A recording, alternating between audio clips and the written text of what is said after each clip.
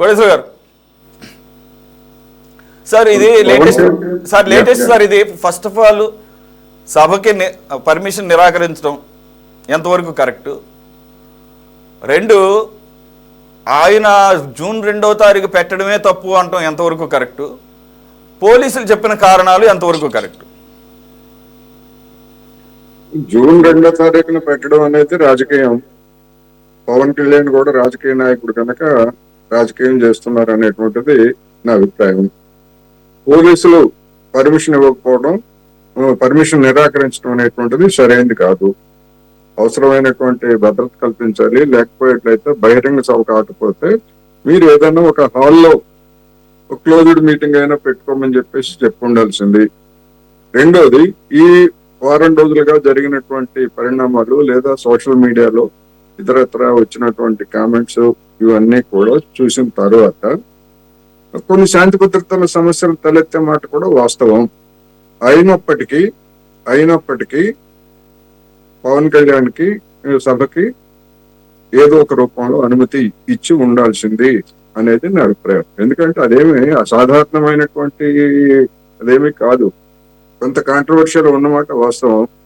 అందుకని మరి ప్రభుత్వం ఎందుకు ఆలోచించిందో మనకైతే తెలియదు, కానీ ఇచ్చి ఉండాల్సింది. నేను మాత్రం అది స్పష్టంగా చెప్తున్నాను. ఇక పవన్ కళ్యాణ్ గారు తెలంగాణలో సభ పెట్టుకోవాలా లేదా, ఎవరికైనా హక్కు ఉంది. పవన్ కళ్యాణ్ గారికి హక్కు ఉంది. ఎవరైనా వచ్చి సభ పెట్టుకోవచ్చు. జగన్మోహన్ రెడ్డి గారైనా సభ పెట్టుకోవచ్చు.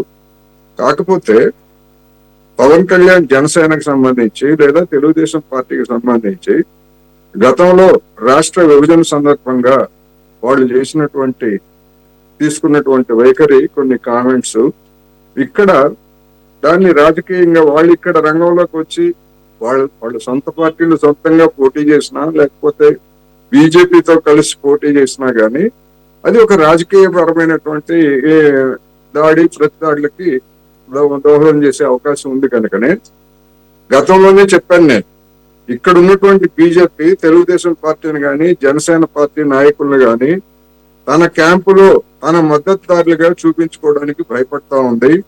ఇక్కడ వచ్చేటువంటి వ్యతిరేకతను దృష్టిలో పెట్టుకుని అందుకని వాళ్ళతోటి అంటిముట్టినట్టుగా ఉంది అనేటువంటి దాంతో పాటు ఇప్పుడున్నటువంటి రాష్ట్ర అధ్యక్షుడు రామచంద్రరావు 1-2 సార్లు స్పష్టంగా ప్రకటించారు, ఆ పార్టీలతో మాకేం సంబంధం లేదు, మేము ఒంటరిగానే పోతామని చెప్పారు. ఎందుకు చెప్పారంటే ఇక్కడ గతంలో కొన్ని కామెంట్స్ చేసినటువంటి కామెంట్స్ వాళ్ళ వైఖరిని మళ్ళా బీఆర్ఎస్ ముందుకు తీసుకురావచ్చు, కాంగ్రెస్ కూడా ముందుకు తీసుకొచ్చేటువంటి అవకాశం ఉంది. అందుకని దాన్ని చూసి బీజేపీ భయపడతా ఉంది. ఇక్కడ నా అభిప్రాయం ప్రకారం ఇప్పటికీ అంతే కదా. స్థానిక గత ఎన్నికల్లో పోటీ చేస్తాము, అది చేస్తాము, ఇది చేస్తాము, పవన్ కళ్యాణ్ గారు మాకు వచ్చి మద్దతుగా ప్రచారం చేస్తారు, జూబ్లీ హిల్స్ ఉప ఎన్నికల సందర్భంగా ఇట్లాంటివన్నీ కూడా ప్రచారం చేయించారు. కానీ అదేమీ జరగలేదు. ఎందుకు రాలేదు ఏమిటనేటువంటిది వాళ్ళ ఆ 2 పార్టీల అంతర్గత వ్యవహారం.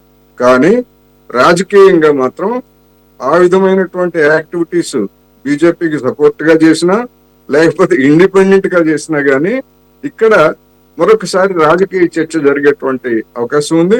జరగనివ్వండి, రాజకీయ చర్చ అనుకూలంగా జరగవచ్చు, వ్యతిరేకంగా జరగవచ్చు, తప్పేం లేదు. రాజకీయ చర్చ జరగడం తప్పేం లేదు, జరగనివ్వండి. దాన్ని అడ్డుకోవాల్సినటువంటి అవసరం లేదనేది నా అభిప్రాయం. 2వ తారీఖే ఎందుకు పెట్టుకున్నారంటే దీనిలో కూడా మరి రాజకీయం ఉండుంటది. ఇప్పటి వరకు 2 సంవత్సరాల నుంచి ఇన్ని సంవత్సరాల నుంచి చేయలేనటువంటిది కరెక్ట్ గా తెలంగాణ ఆవిర్భావం రోజు.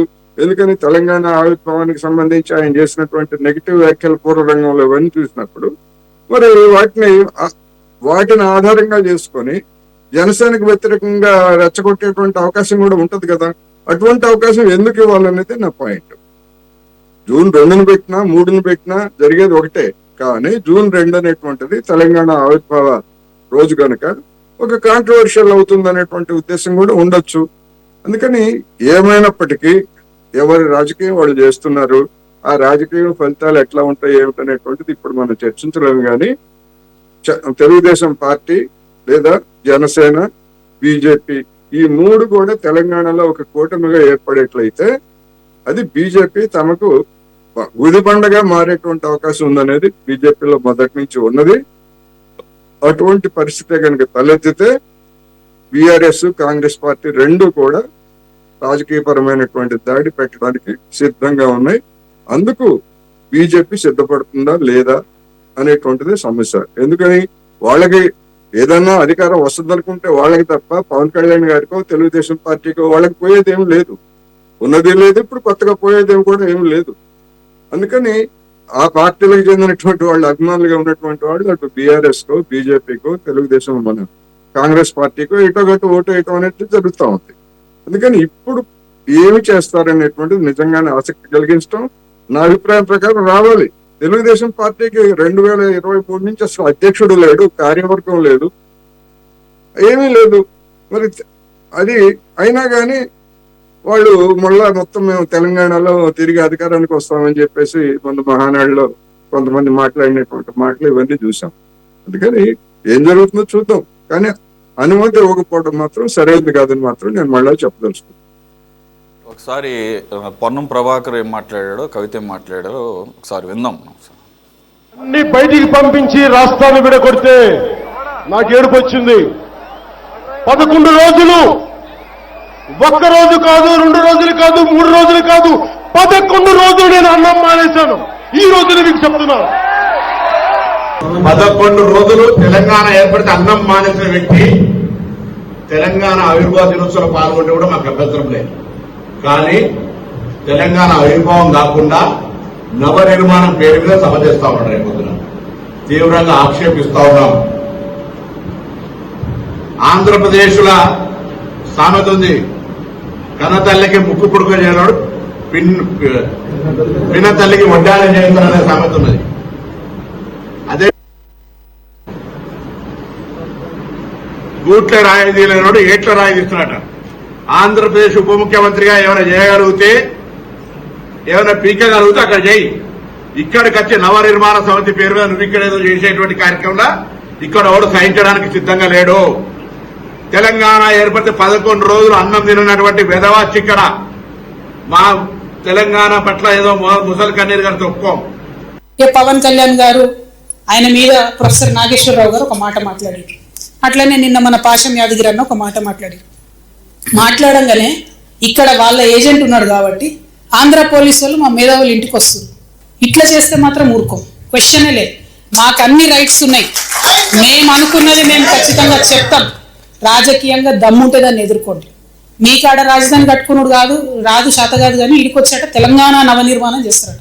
మా పని మేము చేసుకుంటాం, మా నిర్మాణం మేము చేసుకుంటాం, మా కథలు మేము పడతాం.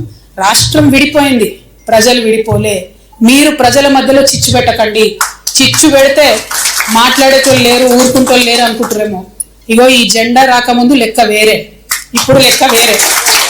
టిఆర్ఎస్ 2.0 ఇక్కడ, టిఆర్ఎస్ 2.0 ఇక్కడ పెట్టుకుంటే మాత్రం మంచిగా ఉండదు. ఇది వరకు ఒకసారి పెట్టుకున్నారు, రాష్ట్రం వచ్చింది. ఈసారి మూతి పనులు రాలిపడతాయి. కాబట్టి మీరు మా ప్రజల్ని తక్కువ చేసి మాట్లాడడం, మా మేధావుల మీద చేయాలనుకోవడం, లేనిపోని సాంస్కృతిక పెత్తనం మా మీద రుద్దాలనుకోవడం, మీకు అక్కడ రాజధాని కట్టుకోవడం చేతగాక మీ పొలిటికల్ పంచాయతీలను తీసుకొచ్చి మా మీద రుద్దడం. ముందు మీ రాజధాని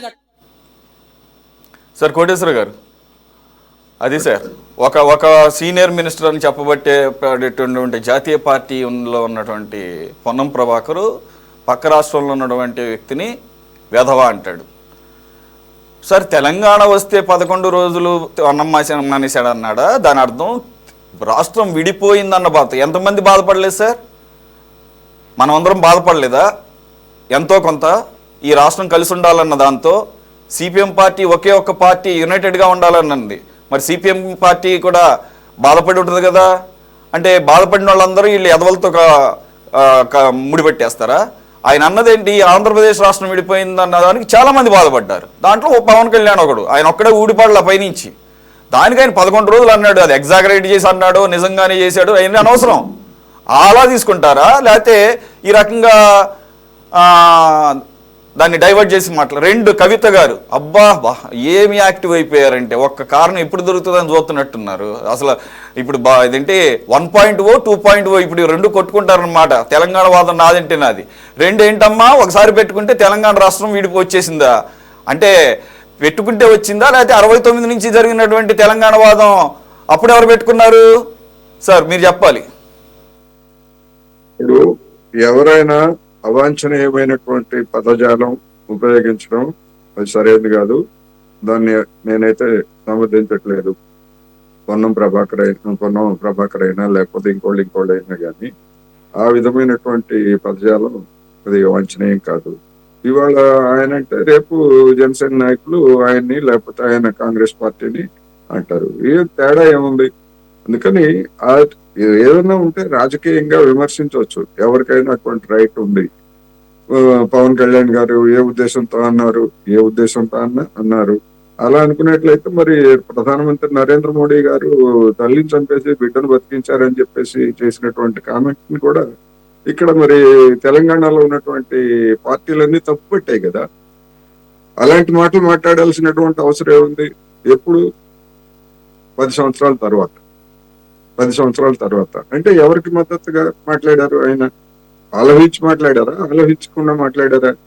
అందుకని ఇది ఎవరు మాట్లాడినా తప్పే. అది నేను అందుకే చెప్పాను. ఇప్పుడు గతంలో వాళ్ళు చేసినటువంటి కామెంట్స్, వాళ్ళు తీసుకున్నటువంటి వైఖరి మళ్ళా, ఎందుకంటే ఏ రాజకీయ పార్టీ అయినా కానీ అవకాశాల కోసం ఎదురు చూస్తుందండి.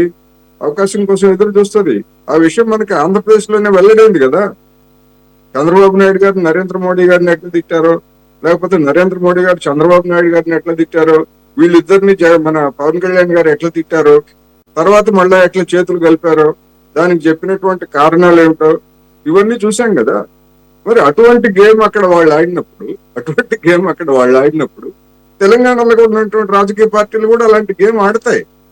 ఆడినప్పుడు దాన్ని ఏ విధంగా సమర్థించుకుంటారు ఏమిటనేటువంటిది అదే కదా. అందుకని చర్చ జరగాలి. ఇప్పుడు గతంలో వాళ్ళు చేసినటువంటి దానికి, వీళ్ళు చేసిన దానికి ఇప్పుడు వీళ్ళకి ఒక అవకాశం వచ్చింది ఇక్కడ రాజకీయ పార్టీలకి. ఇప్పుడు కొబ్బరి చెట్లకు వచ్చినటువంటి తెగులు గురించి మాట్లాడకుండా నరదృష్టి అనేటువంటి ఒక అశాస్త్రీయమైనటువంటి మాటని పవన్ కళ్యాణ్ గారు చెప్తూ అప్పుడు తెలంగాణ ప్రస్తావన ఎందుకు చేయాలి? అవసరమేముంది అప్పుడు? అందుకని కొన్ని అనవసరమైనటువంటి కామెంట్స్ చేయటం అనేటువంటిది కూడా అది అప్పుడే గతంలో ఆ విధమైనటువంటి కామెంట్స్ చేసినప్పుడు కూడా పవన్ కళ్యాణ్ చేసినటువంటి వైఖరిని నేను తప్పట్టాను. అసలు అశాస్త్రీయమైనటువంటి కొబ్బరి చెట్లకి ఏదో తెగులొచ్చిపోతే నరదృష్టి తగిలింది, మన బుర్రలో ఉన్నటువంటి చేదస్థాన్ని అంతా మొత్తం మనం కుటుంబంలో పెట్టుకోండి, లేకపోతే మీరు పెట్టుకోండి. బహిరంగంగా అలాంటి అశాస్త్రీయమైనటువంటి కామెంట్స్ చేస్తే మరి మీరు పవిత్రులుగానే ఉన్నారుగా మీ 3 పార్టీల వాళ్ళు. ఆ కొబ్బరి చెట్లను పునరుద్ధరించండి మీకు చేతైతే. మీ దృష్టి మంచి దృష్టే కదా, ఎందుకు చేయలేకపోయారు అప్పుడు? అందుకని అనవసరమైనటువంటి కామెంట్స్ ఎవరు చేసినా అది కాంట్రవర్షియల్ అవుతుంది. ఇప్పుడు తెలంగాణలో రాబోయేది ఎన్నికల సీజన్ కనుక ఇక్కడ ఉన్నటువంటి తెలుగుదేశం జనసేన అభిమానుల ఓట్లని బీజేపీకి ఎట్లా బదలాయించాలా అనేటువంటి ఒక కసరత్తు జరుగుతున్న మాట వాస్తవం. ఆ కసరత్తులో భాగంగానే ఇవన్నీ కూడా జరుగుతున్నాయి. అందుకని ఎదుటి పార్టీలు కూడా వాళ్ళు కూడా రాజకీయం చేస్తారు, అదే జరుగుతూ ఉంది. మరి వాళ్ళు చేసేటువంటి కామెంట్స్ ని వీళ్ళు ఎట్లా తట్టుకుంటారు, వీళ్ళు ఏ విధంగా కౌంటర్ ఇస్తారనేది మనం చూడాల్సింది. ఇప్పుడు పొన్నం ప్రభాకర్ చేసినటువంటి వాటి మీద మరి పవన్ కళ్యాణ్ గారు కావచ్చు, లేదా అధికారికంగా ఒక వైఖరిని వెల్లడించేటువంటి నాయకులు ఎవరైనా దాని మీద మరి ఏ విధంగా స్పందిస్తారు ఏంటనేది మనం చూడాల్సి. చూసిన తర్వాత అప్పుడు రాజకీయం బాగా నడుస్తుంది, సినిమా బాగా మరింతగా హిట్ అవుతుంది అనేది మాత్రం నేను చెప్పదలుచుకోవచ్చు.